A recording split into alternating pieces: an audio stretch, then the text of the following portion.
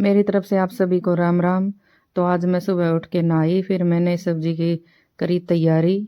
बोले कि आज मम्मी मटर और पत्ता गोभी बनाना।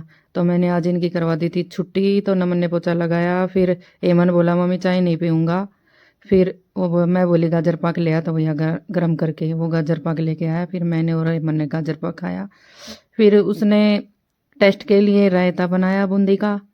फिर मैंने सब्जी चेक की बनी है या नहीं है। कलर तो अच्छा आया है।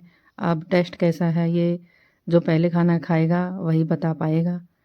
तो मैं ऐसे देख रही थी इसको चेक करके, लेकिन अभी थोड़ा टाइम और लगेगा। फिर मैंने बाजरे की रोटी बनाई फटाफट, क्योंकि मम्मी को भूख लगी हुई थी। तो पहले मम्मी को ही थाली पकड़ाई, पापा घर पे था नहीं।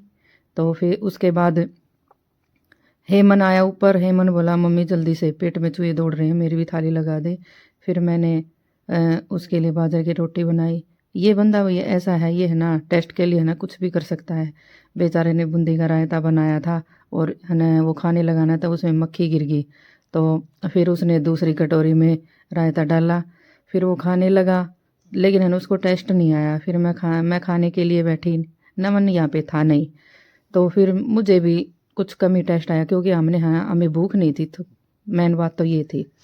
तो फिर नमन आया, नमन बोला मम्मी आपने मेरे को नहीं बुलाया, मुझे भी तो भूख लगी थी। फिर मैंने बोला नहीं नहीं तू तो बाहर ही घूमता रहे।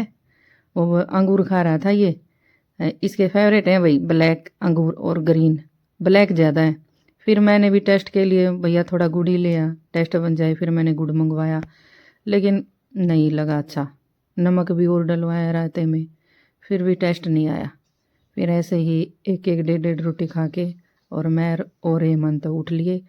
फिर नमन को लगी थी प्यास। फिर इसने ये डोली उठा के और ऊपर उठा के इसमें से लस्सी पी। फिर बोला मम्मी मेरे लिए भी रोटी ले आ। फिर मैंने इसके लिए गर्मा गर्म रोटी बनाई।